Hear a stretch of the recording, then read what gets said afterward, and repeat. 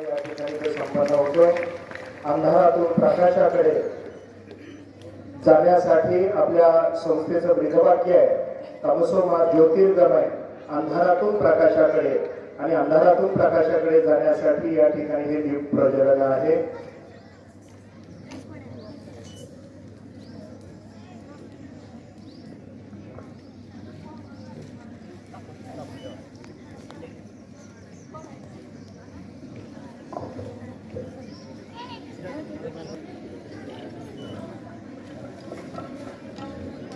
आणि दीप प्रज्वलन होत आहे. अनगर नगर पंचायतचे उपनगर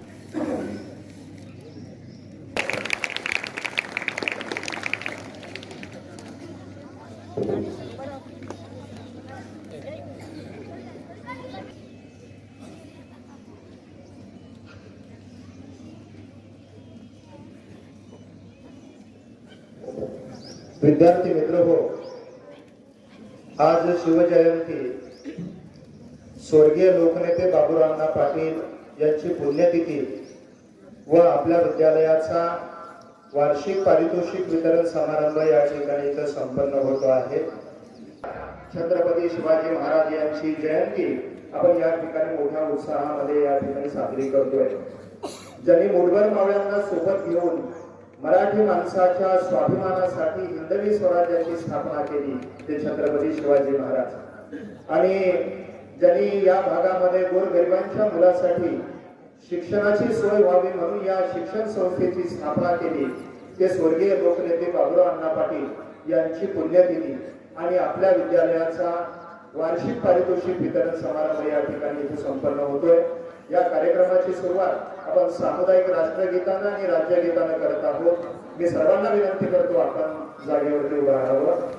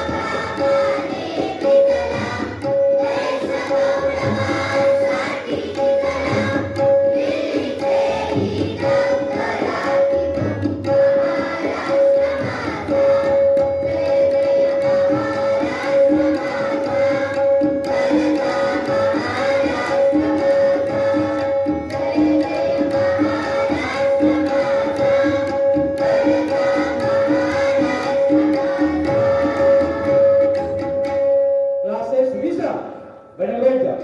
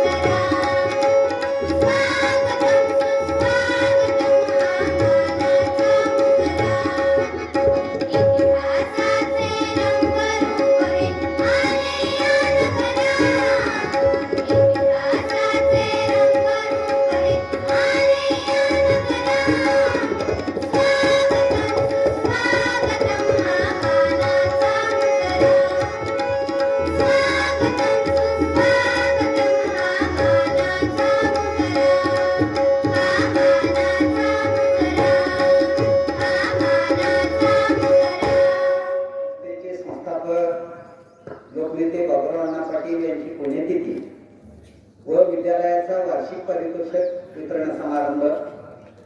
या समारंभासाठी उपस्थित आमच्या सर्वांच्या मार्गदर्शिका आदरणीय भाभी साहेब, आजचे व्याख्याते आदरणीय माने सर, संस्थेचे उपस्थित सर्व संचालक, संस्थेचे नूतन CEO आदरणीय ढोले सर, अनगर नगर पंचायतचे उपनगराध्यक्ष आदरणीय किशनदादा ढाकुळे आणि सर्व नगरसेवक नगरसेविका बंधू भगिनी, उपस्थित पालक, माझे सर्व शिक्षक शिक्षकेतर बंधू भगिनी आणि विद्यालयाचे सर्व विद्यार्थी, या सर्वांचं मी मनपूर्वक स्वागत करतो।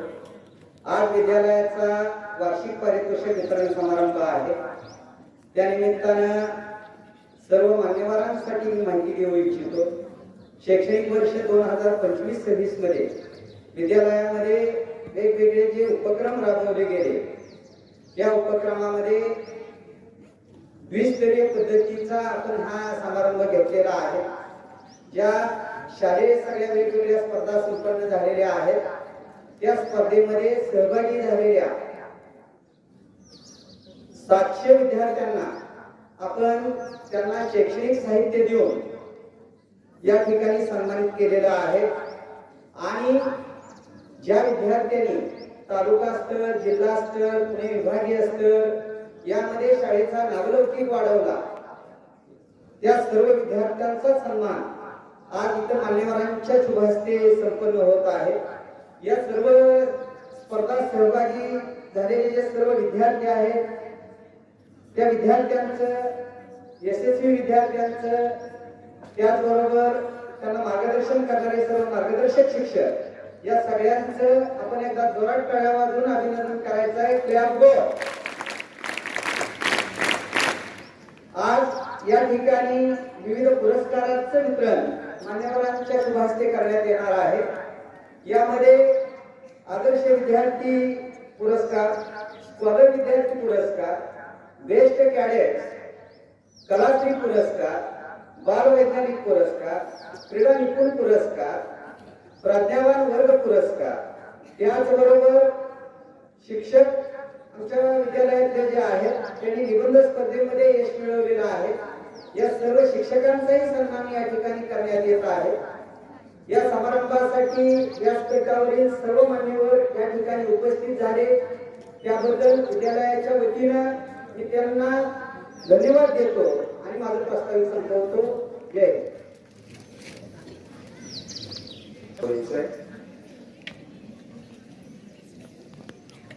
हिंद.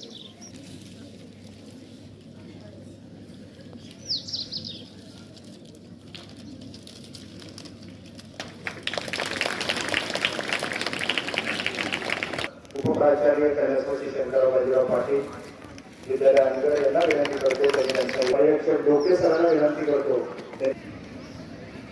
आदरणीय किरणदादा गुंड संचालक श्री अंगड सिद्ध शिक्षण प्रसारक मंडळ शिवजयंतीच्या आणि वार्षिक पारितोषिक वितरण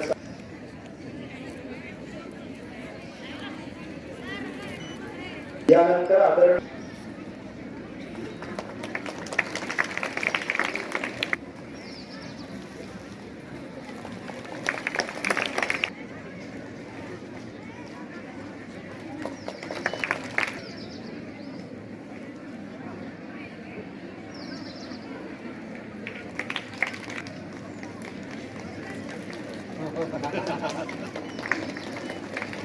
सन्मान करावा. सन्मान करावा.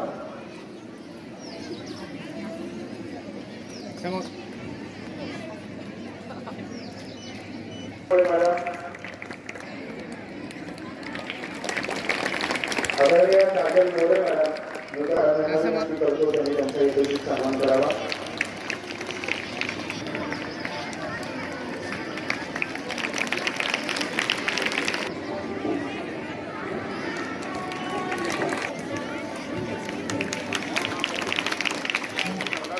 झाल्या आणि त्या स्पर्धेमध्ये ज्या विद्यार्थ्यांनी यश मिळवलं अशा यशस्वी विद्यार्थ्यांचा सन्मान या ठिकाणी आज प्रमुख पाहुण्यांच्या शुभ हस्ते या ठिकाणी इथं संपन्न होतोय. त्याचबरोबर प्रशालेमध्ये जे विद्यार्थी त्यांनी वेगवेगळ्या क्षेत्रामध्ये यश मिळवलं, मग त्याच्यामध्ये वक्तृत्व स्पर्धा असतील, निबंध स्पर्धा असतील, काही स्कॉलरच्या स्पर्धा असतील, अशा वेगवेगळ्या स्पर्धेमध्ये यश मिळवलं अशा विद्यार्थ्यांना आपण आदर्श विद्यार्थी पुरस्कार देऊन या ठिकाणी इथं सन्मानित करणार आहोत. सर्वप्रथम कैलासवासी शंकरराव बाजीराव पाटील माध्यमिक उच्च माध्यमिक विद्यालयाच्या विद्यार्थ्यांना आदर्श पुरस्काराने या ठिकाणी इथं सन्मानित करण्यात येत आहे. इयत्ता 10वी सेमी माध्यमामधून आदर्श विद्यार्थी पुरस्कार कुमारी रिद्धी हनुमंत पासले, आपण काळ्याच्या गजरामध्ये तिचं कौतुक करायचं आहे. आणि आदरणीय भावी साहेबांवर इयत्ता 10वी क अभिनंदन करायचं. कुमारी सानिका संजय गुंड सरांच्या शुभ हस्ते या विद्यार्थ्यांना संदीप नकाते इयत्ता 9वी क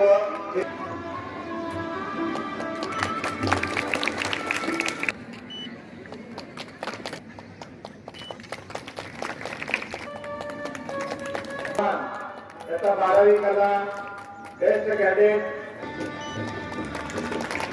यानंतर कुमारी दिव्या संजय, कुमारी निशा नितीन गुंड इयत्ता 9वी क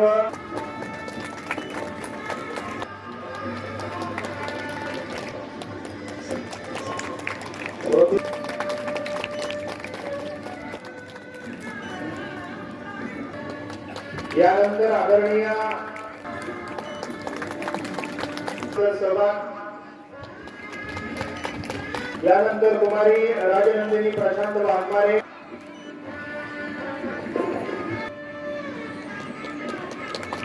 शुभम हनुमंत माने, शुभम हनुमंत माने तथा 12वी विज्ञान कबड्डी विभागीय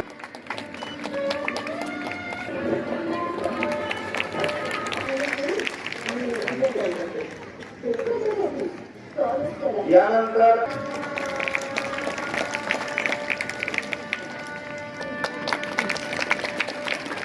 प्रावीण्य मिळवलेला आहे. या ठिकाणी आदरणीय विजयदादा गुंडे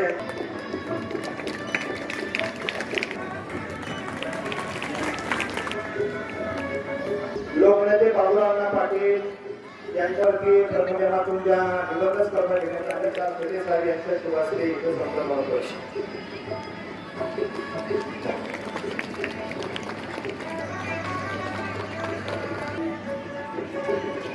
माध्यमिक विभागामध्ये या ठिकाणी तिला यानंतर स्वरा सचिन चोपडे आहे सन्मानित करावं. कुमारी राजकन्या अमोल भोळे समोर स्पर्धेमध्ये सोलापूर जिल्हा मुख्याध्यापक संघाच्या वतीने घेण्यात आलेला होता आणि त्याच्यामध्ये त्या प्रथम क्रमांक. कुमारी सिद्धी विनय दिलीप भांड याचा तिनेही यश मिळवलेला आहे. चित्रकला ग्रेड परीक्षेमध्ये तिने यश व कुमारी अनुष्का बालाजी कविते ही आदरणीय वैशाली पाचकुम, कुमारी समृद्धी विजया कोकरे मॅडम यांना मी विनंती करतो. 10वी व चित्रकला ग्रेड परीक्षेमध्ये तिने कुमारी याचा 10वी चित्रकला ग्रेड आणि कुमारी सायली भालचंद्र गुंड यांचा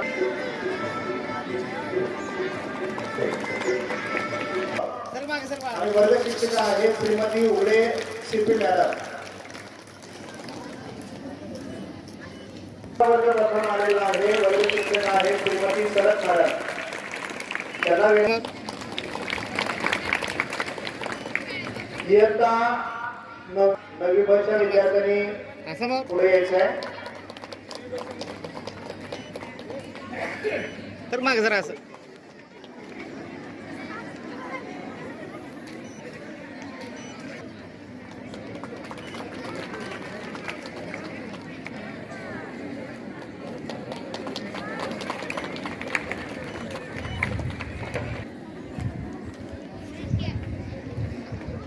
समोर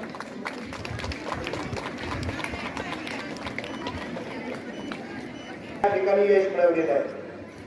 हा थोडं समोर हा समोर आदरणीय एस पासपोर्ट सर समोर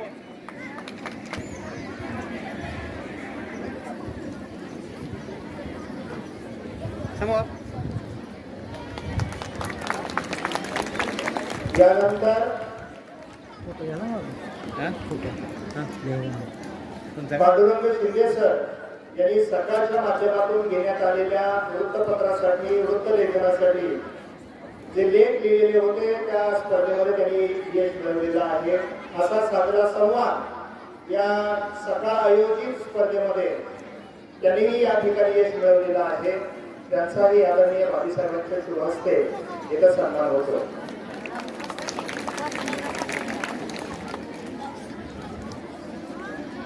इथं पारितोषिक वितरण संपन्न होतो आहे. यानंतर कार्यक्रमाचे प्रमुख पाहुणे आपल्याला या ठिकाणी मार्गदर्शन करणार आहेत.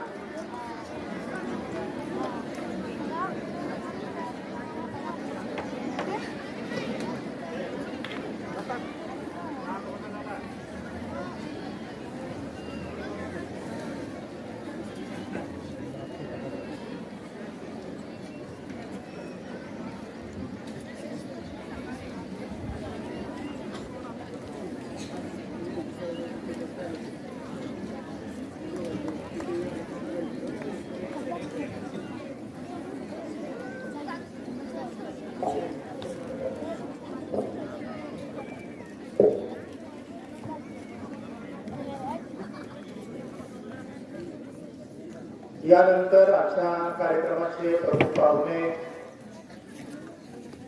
अनगरमधला एक व्यासंगी असा साहित्यिक ज्यांनी महाराष्ट्रावर फिरून अनेक व्याख्यानं दिली, सूत्रसंचालनामध्ये ज्यांचा हातखंड आहे, अगदी मुख्यमंत्र्यांच्या सभेपासून ज्यांनी अनेक सभांचं संचलन केलं आणि अध्यात्मावरती ज्यांनी अनेक शेकडो त्या ठिकाणी भाषणं दिली, स्वामी विवेकानंदावरती अनेक ठिकाणी महाराष्ट्रावर त्यांनी भाषणं दिली आणि छत्रपती हा तर त्यांच्या आवडीचा या ठिकाणी विषय, असे साहित्यिक आदरणीय महादेव माने सरांना मी विनंती करतो की त्यांनी या ठिकाणी या प्रसंगी आपलं मनोगत व्यक्त करावं.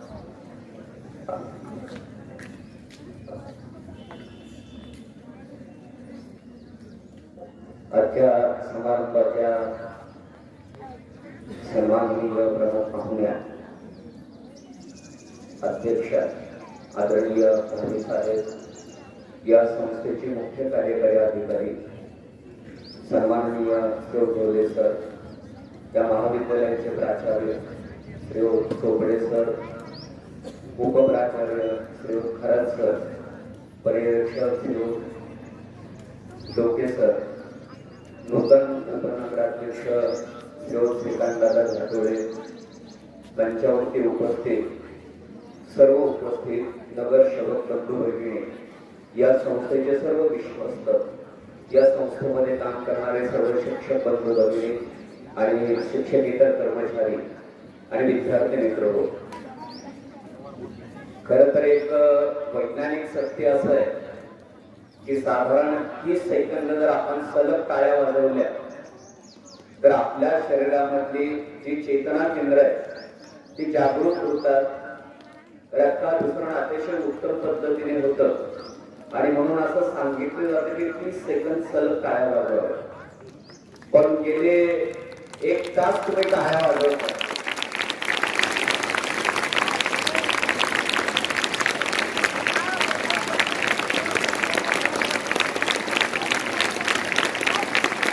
मी यासाठी तुम्हाला टाळ्या वाजवायला प्रवृत्त केलं की कदाचित पुढच्या काही वेळासाठी मला आपल्याशी संवाद साधायचा आहे आणि मध्येच तुमच्या टाळ्या येऊ नये यासाठी मी स्वतःसाठी घेतलेली खबरदारी. मी सर्व विद्यार्थ्यांना विनंती करतो की 30 सेकंद संपलेले आहे, आपण थांबायला हरकत नाही. लोकोत्तर महापुरुष राजे शिवछत्रपती आणि समर्पित लोकसेवक लोकनेते स्वर्गीय अण्णा यांना मी प्रथमतः आपल्या सर्वांच्या वतीने अभिवादन करतो. खर तर लोकोत्तर महापुरुषांचा विषय मोजक्या वेळेमध्ये आणि मोजक्या शब्दामध्ये तुमच्यापर्यंत पोहोचवणं तसं कठीण आहे आणि गेले 1 तासभर तुम्ही या ठिकाणी बसलेला आहात. आता मी बोलावं आणि तुम्ही ऐकावं अशी काही सध्याची स्थिती नाही. तर केव्हा एकदा हा कार्यक्रम संपेल आणि मी केव्हा एकदा जागेवरून उठून जाईल अशी सगळी तुमच्याची अवस्था आहे. परंतु विद्यार्थी मित्रांनो, मी फारसं बोलणार नाही आणि छत्रपतींचा इतिहास परिचित नाही असा एकही माणूस या महाराष्ट्रामध्ये, या देशामध्ये सापडणार नाही. 19 फेब्रुवारी 1630 या दिवशी राजांचा जन्म झाला आणि 3 एप्रिल 1680 या दिवशी राजाने रायगडावरती देह ठेवला. साधारणपणे 50 वर्षाचं आयुष्य राजांच्या वाट्याला आलं. पण शतकानुशतके त्यांच्या कार्याचे टुवाडे व्हावे, त्यांचं कर्तृत्व आठवावं इतकं उदात्त आणि उत्तुंग आयुष्य राजे जगले. खरं तर काळ हा आपण मोजतो, आपण काळाची वाट पाहतो. काळ हा सतत वाहत असतो. काळाच्या तुलनेत विचार केला तर माणसाचं आयुष्य फार छोट आहे आणि माणसाने नेहमी काळाची लांबी मोजायची नसते तर काळाची खोली मोजायची असते. माणूस किती वर्षे जगला याहीपेक्षा तो जीवनभर कसा जगला याला अधिक महत्व. आणि या जगामधल्या सगळ्या महापुरुषांचा भांडवळा घेतल्यानंतर असं लक्षात येतं की ज्याने काहीतरी असामान्य असं कार्य या देशामध्ये केलेलं आहे त्या सगळ्यांचं आयुष्य दुर्दैवाने अतिशय अल्प आहे. राजे 50 वर्ष जगले. छत्रपतींचे गुरु जगद्गुरु संत तुकाराम महाराज यांना 42व्या वर्षी या जगाचा निरोप घ्यावा लागला. हे विश्वाची माझे घर असं सांगणारे ज्ञानदेव वयाच्या 21व्या वर्षी समाधिस्थ होता आणि भारतीय संस्कृतीचे पताका देशभर 1893 साली शिकागो मध्ये फडकवणारे विवेकानंद हे 39 वर्ष 6 महिने आणि 23 दिवस जगतात. म्हणजे माणसानं फार जगावं अशी अपेक्षा नाही, पण जे जीवन वाट्याला आलं आहे ते अपेक्षा उत्तम पद्धतीने जगावं यासाठी प्रयत्न करणारी करती माणसं ही सदैव आपला दीपस्तंभ असतात. मला खरं फार बोलायचं नाही, कारण ही बोलण्याची वेळ नाही. आणि महाराष्ट्रातले ख्यातनाम वक्ते पुणे आवृत्तीचे संपादक माननीय आवटे साहेब वरती येत आहेत. जसं तुम्ही मला ऐकताय तसं मला त्यांना ऐकायची उत्सुकता आहे. परंतु मी तुम्हाला एक छोटीशी गोष्ट सांगणार आहे. राजाचं कर्तृत्व इतकं मोठं आहे की आपण ते मोजके शब्दात नाही या ठिकाणी मांडू शकत. पण एक छोटीशी गोष्ट आहे, राजाने सगळ्यात महत्वाचं काय केलं असेल तर योग्य माणसं योग्य ठिकाणी नेमली आणि त्यांच्या मदतीने हे स्वराज्य स्थापन करून घेतलं. मावळ पुण्यामध्ये इकडे तिकडे फिरणारी काटक चप्पल मुलं गोळा केली, त्यांच्यामध्ये स्वराज्य स्थापनेचं बीजारोपण केलं आणि त्यांच्या मदतीने हे स्वराज्य उभा केलं. राजाने जेव्हा काही नेमणुका केला, जी जबाबदारी दिली ती योग्य माणसाकडे दिली आणि त्यांच्यामुळे त्यांचं हे स्वराज्य स्थापनेचं मोठं कार्य पूर्ण होऊ शकलं. एक गाव होतं, एक नगर होतं आणि त्या नगरामध्ये एक राजा होता. गोष्ट यासाठी आहे की राजांनी योग्य माणसं योग्य ठिकाणी नेमून कसं काम करून गेलं याचा संदर्भ सांगण्यासाठी ही छोटीशी गोष्ट विद्यार्थी मित्रांनो तुमच्यासाठी मी सांगतो. एक राजा होता, त्याचं एक नगर होतं आणि एक संन्यासी त्याच्या शिष्याच्या बरोबर फिरत फिरत त्या नगरामध्ये पोहोचला. ते सतत फिरत असायचे, ज्या गावामध्ये जायचे तिथल्या धर्मशाळेमध्ये मुक्काम करायचे, गावामधून काहीतरी सिधा सामग्री आणायची, 3 दगडाचे चूल पेटवायचे, त्याच्यावरती ते करायचे आणि स्वतःची पूजा करून झोपी जायचे. जेव्हा ते त्या नगरामध्ये गेले तेव्हा त्याने शिष्याला पाठवलं, जा रे बाबा थोडेसे डाळ तांदूळ घेऊन ये. आणि तो शिष्य डाळ तांदूळ आणण्यासाठी किराणा मालाच्या दुकानामध्ये शोधत गेला आणि दुकानामध्ये गेल्यानंतर त्याच्या लक्षात आलं की या ठिकाणी डाळ तांदूळ खूप महाग आहे आणि तुलनेने मिठाई स्वस्त आहे. मग त्याने विचार केला की ज्या नगरामध्ये मिठाई स्वस्त असते आणि दैनंदिन वस्तू ज्या असतात त्या महाग असतात डाळ तांदळासारख्या, इथला राजा योग्य नाही, इथली शासन पद्धती योग्य नाही, राजा हा योग्य नाही. आणि म्हणून तो अतिशय आनंदाने सांगत आला की म्हणला इथे गुरुजी म्हणला सगळं मिठाई खूप स्वस्त आहे म्हणले आणि डाळ तांदूळ खूप स्वस्त आहे, डाळ तांदूळ खूप महाग आहे. मग थोडासा राजा तो गुरु विचारात पडला आणि त्यांनी असं म्हटलं, बाबा रे आपण इथे रात्रभर थांबूया आणि दुसऱ्या दिवशी इथून निघूया, कारण ज्या नगरामध्ये मिठाई स्वस्त असते आणि डाळ तांदूळ महाग असतात तिथला शासन करता योग्य नाही, तो राजा योग्य नाही आणि इथे फार काळ थांबणं बरोबर नाही आणि म्हणून आपण दुसऱ्या दिवशी निघूया. पण शिष्याला बरं वाटलं की बाबा इथे जर मेवा मिठाई रोज खायला मिळत असेल आणि ते स्वस्तात मिळत असेल तर आपण इथेच थांबूया. गुरुने त्याला बरोबरीने समजावून सांगितलं, बाबा रे इथे थांबण्यात काही अर्थ नाही, आपण निघूया. गुरु कोणाला म्हणायचं की माझा उदयी सद्गुरु जेणे तारितो हा संसार गुरु म्हणून विशेष आज्ञा गुरु विवेकालो. जो विवेकाचा मार्ग दाखवतो तो गुरु असतो आणि म्हणून त्याने बरोबरीने समजावून सांगितलं, बाबा रे इथे थांबण्यात काही अर्थ नाही, तू थांबू नकोस, माझ्याबरोबर चल. पण तो म्हणाला, नाही नाही आता मी इथे काही दिवस थांबणारच आहे, तुम्हाला हवं तर तुम्ही पुढे जाऊ शकता. आणि अर्थात नाईलाज झाला, गुरु पुढे मार्गस्थ झाले, शिष्य तिथेच थांबला. रोज मिठाई खात होता. आपल्याकडे रोज मेवा मिठाई खाणारे लोक लवकर आजारी पडतात. निरोगी जीवन जगण्याचा एक राजमार्ग आहे की सगळे गोड पदार्थ आपल्या आहारातून बंद केले पाहिजेत, बंद केले पाहिजेत. दुर्दैवाने आम्ही ते करत नाही. आम्हाला मिठाईचा प्रचंड शौक असतो, आम्हाला खूप आवडते आणि म्हणून आम्ही गोडगोड खूप खातो. संत गाडगेबाबा सारखा माणूस यांनी फक्त जीवनामध्ये 2च वेळा पेढा खाल्ला. एकदा कधी खाल्ला या देशाला स्वातंत्र्य मिळालं 15 ऑगस्ट 1947. तेव्हा आनंदाच्या भरामध्ये त्यांनी थोडस गोड खाल्लं आणि एके दिवशी त्यांची झोपडी जळाली. आणि झोपडी जळाल्यानंतर त्यांना एवढा आनंद झाला की त्या आनंदाच्या भरामध्ये त्यांनी पिढा खाल्ला. झोपडी जळाल्याचा आनंद काय झाला ते म्हणायचे की बरं झालं झोपडी जळाले, या मोहामध्येच मी अडकून पडलो होतो, आता मी कुठेही उघड्यावर झोपायला मोकळा झालो. पण आम्ही सतत गोडाची मागणी करतो. शिष्य 8 दिवस 10 दिवस 15 दिवस रोज गोड खायचा, शेवटी त्याला कंटाळा आला आणि दुर्दैवाने जोरदार पावसाला सुरुवात झाली. इतका प्रचंड पाऊस कोसळत होता की एके दिवशी एक कमकुवत झालेली भिंत अचानकपणे कोसळली आणि कोसळल्यानंतर तिथे एका गरीब माणसाचा मृत्यू झाला. मृत्यू झाल्यानंतर त्या ठिकाणी ही तक्रार राजाकडे गेली. ज्या कुटुंबातला हा माणूस गेला होता ते सगळे कुटुंबीय राजाकडे गेले, आमच्या घरातला करता माणूस गेलाय आणि आम्हाला याच्याबद्दल न्याय हवाय, आम्हाला मोबदला हवाय. मग राजाने विचारलं ते भिंत कोणाची होती, घर कोणाचं होतं. तेव्हा सांगितलं अमुक अमुक व्यक्तीचं ते घर होतं, त्यांची भिंत पडली. ठीक आहे म्हणले, त्या घर मालकाला शोधून आणलं. मग त्या घर मालकाला उभा केलं आणि राजाने विचारलं वा तुझी भिंत खचली, ही खाली पडली, त्याच्या खाली एकाचा मृत्यू झाला, आता तुला फासावरती चढवण्यात येईल. तो म्हणाला महाराज तुम्ही मला फासावरती देऊ शकत नाही. तो म्हणाला का? अहो भिंत जरी माझी असली तर मी बांधलेली नाही म्हणला, ती गवंड्याला बांधली म्हणला. दोषी कोण असेल तर गवंडे म्हणला, चूक त्याचे तर तुम्ही गवंड्याला फासावरती चढवू शकता, मला नाही चढवता येणार. राजा म्हणला बरोबर आहे तुझं, तुझी काय चूक आहे म्हणला. मग ते म्हणले गवंड्याला बोलू ना. त्या गवंड्याला आणलं.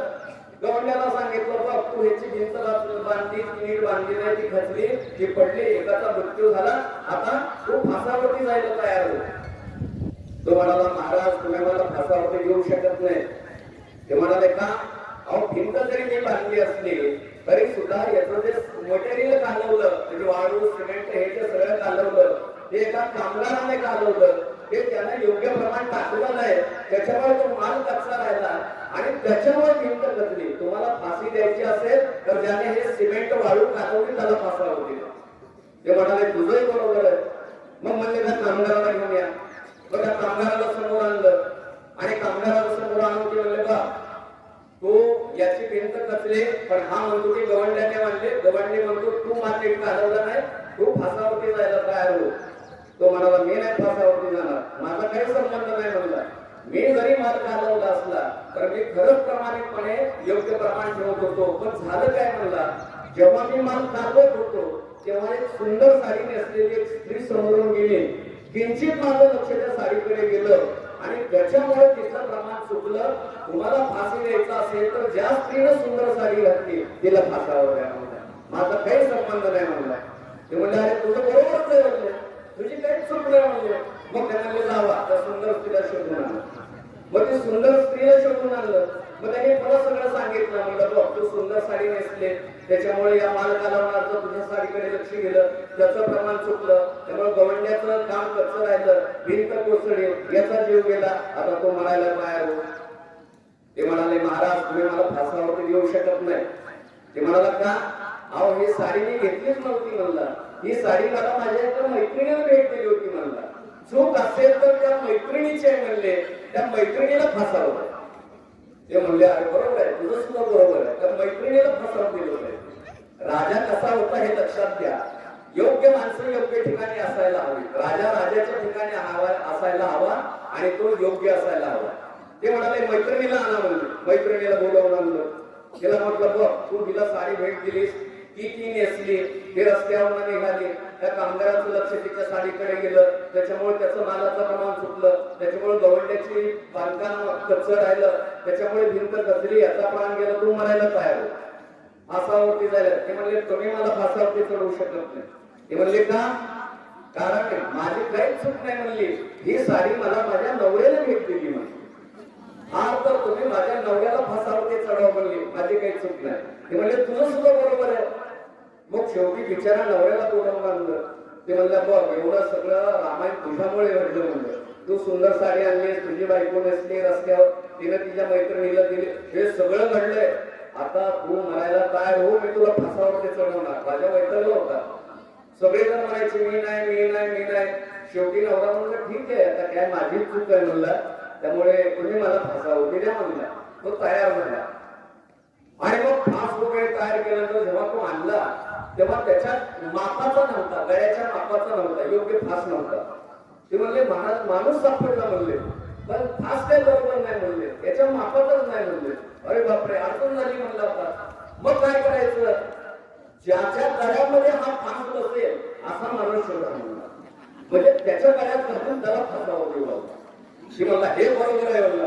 मग सगळीकडे शोधाशोध सुरू झाली आणि नेमका मिठाई आवडते म्हणून जो संन्यासी थांबला होता, तो विद्यार्थी थांबला होता, नेमकी त्याची मान बरोबर आरत बसली. ती म्हणले याला फासावर घेऊन म्हणले आपण. आणि मग त्याला तो घाबरून गेला, माझा काही संबंध नाही म्हणला. अहो मी ह्या नगरात थांबलो म्हणजे मेवा मिठाई स्वस्त आहे म्हणून थांबलो म्हणला. माझी काय चूक आहे म्हणले. तुझी चूक एकच आहे, या फासाचं माप बरोबर तुला बसतोय म्हणले, त्यामुळे तो फासावर लावला. तो एकदम गुरुला आठवायला लागला, गुरुचा धावा करायला लागला. गुरुजी बरोबर सांगत होते की इथे थांबण्यात काय अर्थ नाही, जिथे मेवा मिठाई स्वस्त मिळते आणि जिथे रोजचे डाळ तांदूळ महाग असतात तिथे थांबणं हे मूर्खपणाचं आहे. गुरुजी किती समजावून सांगत होते, मी ऐकलं नाही, मी ऐकायला हवं होतं. तो गुरुजींचा धावा करायला लागला आणि गुरुजींना अंतर्ज्ञानाने ही गोष्ट कळली की शिष्य अडचणीत आहे, संकटात आहे. गुरुजी धावत पळत तिथे पोहोच झाले, फार लांब गेले नव्हते ते. आणि आल्यानंतर त्याची फासावर तयारी सुरू झाली होती, त्याला चढवायचं. सगळ्यासमोर फासावर द्यायचं होतं. राजाच तो, राजाचा निर्णय होता तो, तेव्हा काही लोकशाही नव्हती. राजा म्हणेल तो निर्णय असायचा आणि त्याच्यामुळे फास तयार झाला, त्याला चढवायची तयार झाली. एवढ्यात गुरुजी तिथं पोहोचले आणि गुरु म्हणाले थांबा थांबा थांबा, माझी एक विनंती आहे महाराज म्हणले. ते म्हणले काय? की मला फासावर द्या. त्याने अगोदर शिष्याला सांगितलं, मी जेव्हा म्हणेन की मला फासावरती द्या तेव्हा तू म्हणायचं नाही नाही मला फासावरती द्या. मग गुरुजी म्हणाले नाही नाही आज मला फासावरती द्या म्हणजे. शिष्य मला नाही नाही म्हणला, मला फासावरती द्या म्हणजे. म्हणजे गुरु म्हणायचे मला फासावरती द्या, शिष्य म्हणायचं मला फासावरती द्या. म्हणजे त्यांची भांडणं सुरू झाली.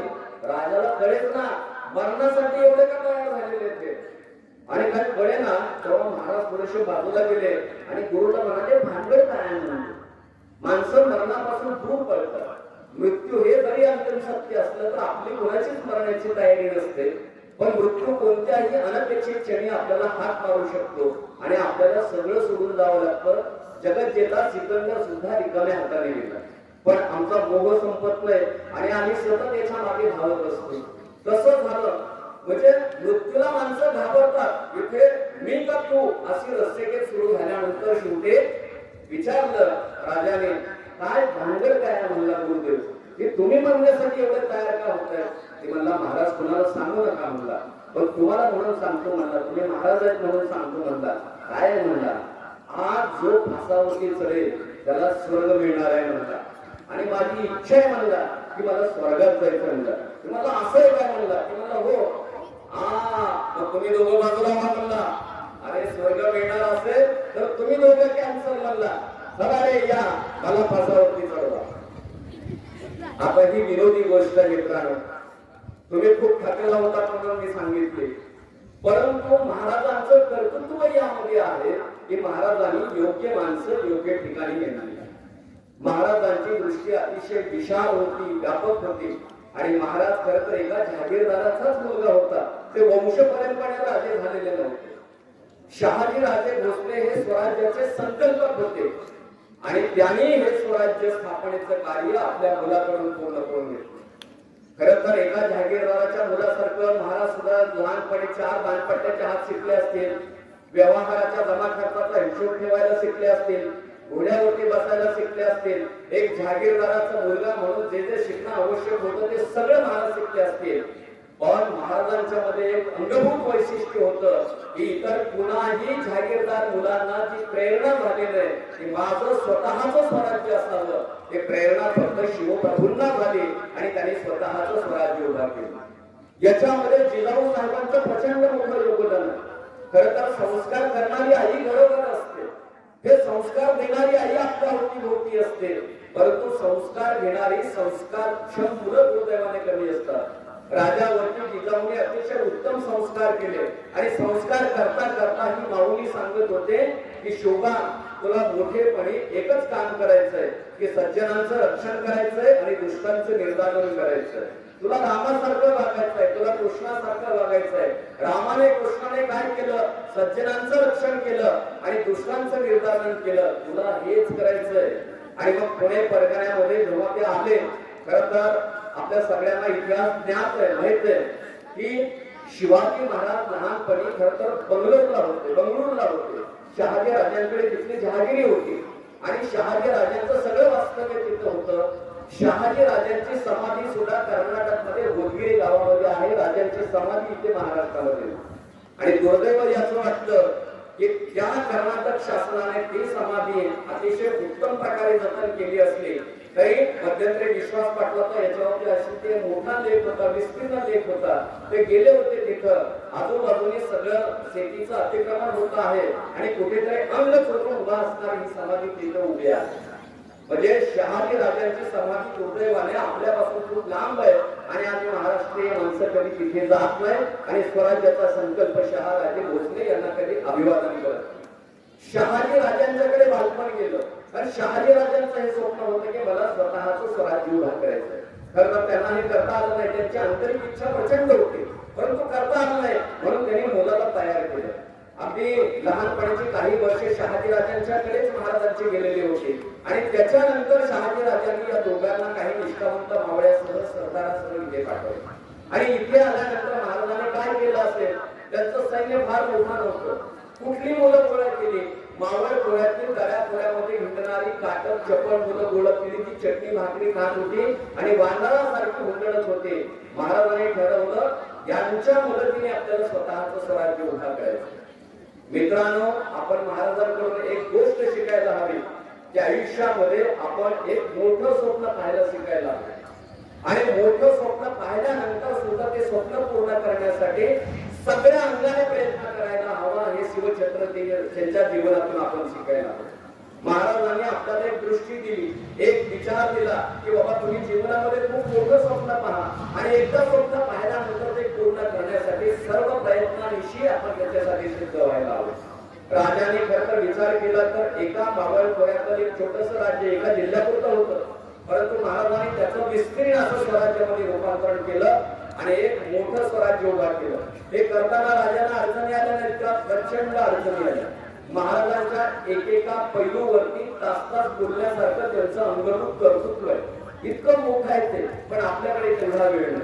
पण राजाने काय केलं असेल तर राजाने या मावळ्यांच्या मदतीने स्वराज्य स्थापन केलं. आपण काय करतो? चित्रपट पाहतो, कथा कादंबऱ्या वाचतो. कथा कादंबऱ्या, चित्रपट, नाटक म्हणजे इतिहास नसतो. या सगळ्या मनोरंजनाच्या गोष्टी आहेत. जर आपल्याला अस्सल इतिहास शोधायचा असेल तर बकरींचा अभ्यास करावा लागेल. शिवदिग्विजय नावाचा ग्रंथ अभ्यासावा लागेल. सभासदांची बकरी खूप नंतर तयार झालेली.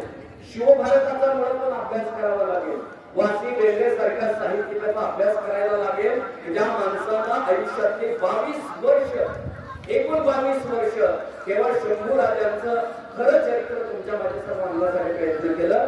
ज्या इतिहासकाराने शिवाजी महाराजांचं खूप मोठं कर्तृत्व त्याच्यामध्ये नोंद केलेलं आहे. सगळ्यांना माझी विनंती हीच आहे की आपण शिवचरित्र हा 60 मिनिटात एवढा विषय होऊ शकत नाही आणि मला खूप तुमच्यापर्यंत मांडायची इच्छा असली तर ही योग्य वेळ आहे. म्हणून सगळ्या विद्यार्थी मित्रांना आपण राजाकडून 2-4 गोष्टी शिकण्यासाठी फक्त सांगायचे. तर शिवचरित्र हा एक दीपस्तंभ आहे की त्या प्रकाशामध्ये आपण आपल्या जीवन वाटा उजळू शकतो. शिवचरित्रामधून आपण काय शिकायला हवं? एक की तुमचं ध्येय निश्चित असायला हवं. या सगळ्या विद्यार्थ्यांनी काहीतरी कर्तृत्व केलं, काहीतरी वेगळं केलं म्हणून त्यांची नोंद घेतली गेली. मला खरं तर आश्चर्य वाटत होतं की आज जितकी बक्षीस आज मिळालेली आहे त्याच्या कितीतरी पटीनं अधिक बक्षीस हे काल वितरित करण्यात आलेले. म्हणजे हे एक अतिशय उपक्रमशील विद्यालय आहे की केवळ काही 2 अंकी संख्येवरती विद्यार्थी संख्येवरती सुरू झालेलं महाविद्यालय आज साधारण 23,000हून अधिक विद्यार्थी या शिक्षण संस्थेमध्ये अभ्यास करतायत आणि आपलं जीवन उजळवतायत. ही खूप मोठी गोष्ट आहे. म्हणजे जसं महाराजांनी स्वप्न पाहिलं होतं तसंच काहीच स्वप्न हे लोकांचे अण्णांनी पाहिलेलं होतं. लोकनेते अण्णा सुद्धा हा एक स्वतंत्रपणे मांडण्याचा विषय आहे. की आपण क्षणभर कल्पना करा की अण्णांनी जर तेव्हाच्या काळामध्ये ही शिक्षण संस्था उभी केली नसती, स्थापना केली नसती, रजिस्टर केली नसती, आदरणीय मालकाने पुन्हा तिचं पुनरुज्जीवन केलं, ती पुन्हा प्रकाशामध्ये आणली, तिचा विस्तीर्णाचा मोठा वृक्ष झाला. पण अण्णांची दृष्टी किती पुढची होती की अण्णाने विचार केला माझ्या आजूबाजूची मुलं जर शिकायची असतील तर इथे चांगली शिक्षण संस्था असायला हवी. आणि म्हणून अण्णांनी हे रोपटं लावलं. म्हणजे बऱ्याच वेळेला मी विचार करतो, अभ्यास करताना लक्षात येतं, तुलना करताना लक्षात येतं की शिवछत्रपती आणि अण्णामध्ये काही साम्य स्थळ आहे, समान स्थळ आहे. काय असेल की शिवाजी महाराजांकडे दूरदृष्टी होती तशी अण्णांकडे सुद्धा दूरदृष्टी होती. महाराजांच्या खाली सगळ्या प्रजेविषयी तळमळ होती, तीच तळमळ अण्णांच्या ठिकाणी सुद्धा होती. शिवछत्रपती हे बंडखोर वृत्तीचे होते, त्याच्याशिवाय हे झालं नसतं, एवढं स्वराज्य उभं राहिलं नव्हतं. लोकनेते अण्णा सुद्धा बंडखोर वृत्तीचे होते आणि आव्हानाला सामोरं जायची त्यांची तयारी होती. महाराजांनी सुद्धा जीवनामधल्या सगळ्या संकटांना, आव्हानांना सामोरे गेले. आपल्याला महाराजांच्या जीवनातल्या अनेक रोमहर्षक कथा माहित आहेत, त्या सगळ्या मला इथे सांगायचं नाही. 2-3 मुद्दे फक्त आपण लक्षात घेऊया. तुम्ही सगळ्या विद्यार्थ्यांनी स्वतःचं ध्येय निश्चित केलं पाहिजे. मुळात काय व्हायचं हे ठरवलं पाहिजे. राजांनी ठरवलं होतं की मला स्वराज्य स्थापन करायचं. दुसरी गोष्ट, त्या ध्येयासाठी आपल्याला प्रामाणिकपणे प्रयत्न करता यायला हवा, हे राजाने आपल्याला शिकवलं, ते आपण शिकायला हवं. तिसरी गोष्ट महाराजांनी आपल्याला शिकवली ते म्हणजे आपण आपल्या आई वडिलांप्रती प्रचंड आदर बाळगला पाहिजे, श्रद्धा बाळगली पाहिजे. दुर्दैवाने याची खूप वानवा वाटते आहे. खरं तर त्यांच्यासाठी आई देव होती, शहाजीराजे देव होते आणि आई वडिलांप्रती मोठं दैवत जगामध्ये असू शकत नाही. जीवनाचे संजीवन अमृताचे शब्द आई, ज्याच्या उच्चाराचे भाग्य परमेश्वराला येणार असं अमर असीम असा आई प्रेमाचा सागर, आई सारखी आई तिची कोणा नयेसर, रानातल्या पाखरांना गोठ्यातल्या वासरांना आई असावी सर्वांना. म्हणजे शिवाजी महाराजांनी सांगितलं आईपेक्षा मोठं दैवत नाही, वडिलांपेक्षा मोठं दैवत नाही. त्यांच्या पावलांना स्पर्श केला तर स्वर्गाची अनुभूती मिळू शकते. शिवप्रभूकडनं आपण हे शिकायला पाहिजे की जिजाऊ साहेबांबद्दल आणि शहाजी राजांच्या बद्दल त्यांना प्रचंड आस्था होती, प्रेम होती. त्यांनी आपल्या सौंदर्यावरती मनापासून प्रेम केलं, आपल्या सगळ्या जीवाभावाच्या मित्रावरती प्रेम केलं. त्यांची युद्धनीती ठरलेली होती. कोणत्याही धार्मिक स्थळाला त्यांनी कधीही स्पर्श केला नाही. मी जेव्हा माझ्या बुलेट प्रवासामध्ये मी पांडिचेरीला निघालो होतो, म्हणजे एक मोठा प्रवास होता तो, आणि त्या प्रवासामध्ये अचानकपणे आपल्या महाराष्ट्रापासून हजारो किलोमीटर दूर अंतरावरती जो किल्ला लागला की जिथे आपले राजाराम राजे गेले होते, सगळ्या दुर्दैवी घटना त्यांच्या मागे लागल्या. अख्खं महाराजांचं कुटुंब रायगडावरती अडकून पडलेलं होतं आणि तिथे फार नामं धोक्याचं होतं. आणि म्हणून येसूबाईंनी सांगितलं, संभाजीराजांच्या पत्नी, की त्यांनी सांगितलं आता इथे सगळ्यांनी एकत्र थांबणं फार धोकादायक आहे. आणि म्हणून राजाराम विनंती केली की तुम्ही इथून बाहेर पडा. आणि अर्थात वेड्यामधून ते बाहेर पडले, ते जिंजीला पोहोचले. मी प्रवासामध्ये निघालो होतो आणि अचानक वाहत्या रस्त्याच्या कडेला निम्मा या बाजूला हा जिंजी होता. दगड धोंड्याचा हा किल्ला होता, प्रचंड मोठा होता. आणि मला वाटलं की महाराष्ट्राला सन्मानारा हा किल्ला खरंच त्याला अभिवादन करावं. म्हणजे शिवाजी महाराजांच्या पश्चात सुद्धा वर्षानुवर्ष हे स्वराज्य टिकवलं गेलं. शेवटी मोगल सम्राट औरंगजेबाला असं वाटलं होतं की मराठ्यांचं साम्राज्याने शंभू राजांच्या मृत्यूनंतर जिंकेल, पण तसं झालं नाही. शेवटी 27 वर्ष तो महाराष्ट्रामध्ये राहिला. त्याचं हे स्वप्न अपूर्ण राहिलं. संभाजी महाराज, संभाजीनंतर राजानंतर राजाराम राणा, त्याच्यानंतर तारा राणी आणि त्याच्यानंतर असंख्य मावळ्यांनी, सरदारांनी हे स्वराज्य टिकवलं. म्हणजे महाराजांनी स्वराज्य उभा केलं आणि पुढे कित्येक वर्ष हे स्वराज्य टिकवण्याची प्रेरणा दिली. शेवटी दुर्दैवाने या मोगल सम्राटाला महाराष्ट्राच्या मातीमध्ये शेवटचा श्वास घ्यावा लागला आणि अहमदनगरला त्याचा मृत्यू झाला. पण त्याची अंतिम इच्छा होती की माझं समाधी स्थळ किंवा माझा दफनविधी अमुक ठिकाणी करा. म्हणून तो औरंगाबाद जवळ एका शहरामध्ये दौलताबाद किल्ल्याच्या आसपास केलेला आहे. मित्रांनो, महाराजांचा इतिहास खूप मोठा आहे. आपण तो खरं तर समजून घ्यायला हवा, उमजून घ्यायला हवा. पण महाराजांच्यातले सगळे गुण जरी मला घेणं शक्य नसलं तरी काही गुण मी माझ्या वैयक्तिक जीवनामध्ये आचरणात आणावे. महापुरुषांना कधीही डोक्यावर घेऊच नका, त्यांची सुद्धा इच्छा नव्हती. महापुरुषांना डोक्यामध्ये घेण्याची गरज आहे. आम्हाला महाराज हवेत पण महाराजांचे विचार नको, आम्हाला बाबासाहेब हवेत पण आम्हाला बाबासाहेब नको, आम्हाला महात्मा फुले हवेत पण त्यांचे विचार नको. हे कुठेतरी थांबलं पाहिजे. या महाराष्ट्रापासून चांगले विचार आपण घेऊया, आपलं प्रवास जीवनाचा प्रवास सुखकर करूया. मी या ठिकाणी खरं तर ढोले सरांचे, चोपडे सरांचे आणि सर्व संयोजक मंडळाचे मनापासून आभार व्यक्त करतो की तुम्ही मला या ठिकाणी व्यक्त होण्याची संधी दिली.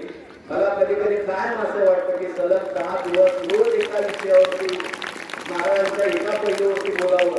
मला तशी कधी संधी मिळेल मी याची वाट पाहते. एकेका पैलूवरती आपण विस्ताराने बोलू शकतो. इतकं अफाट कर्तृत्व या युगपुरुषाचं आहे. पण तशी संधी आपल्याकडे फारशी मिळत नाही. लोक ऐकत नाहीत, ऐकण्याची मानसिकता राहिली नाही. तुम्ही तर गेले 2 तास बसलेला आहात. त्याच्यामुळे तुम्हा सगळ्यांचे आभार मानतो. संयोजकाचे मनापासून आभार व्यक्त करतो की तुम्ही मला या ठिकाणी आमंत्रित केलं, मला मांडण्याची संधी दिली. त्याबद्दल संयोजकाचे मनापासून आभार व्यक्त करतो. सगळ्यात महत्वाचं तुमचे आभार. तुमचं खरं तर एकही शब्द ऐकण्याची इच्छा नव्हती तरी सुद्धा तुम्हाला 30 मिनिटे मला इच्छा नसताना ऐकावं लागलं. त्याबद्दल तुम्हा सर्व विद्यार्थी मित्रांचे मनापासून आभार व्यक्त करतो.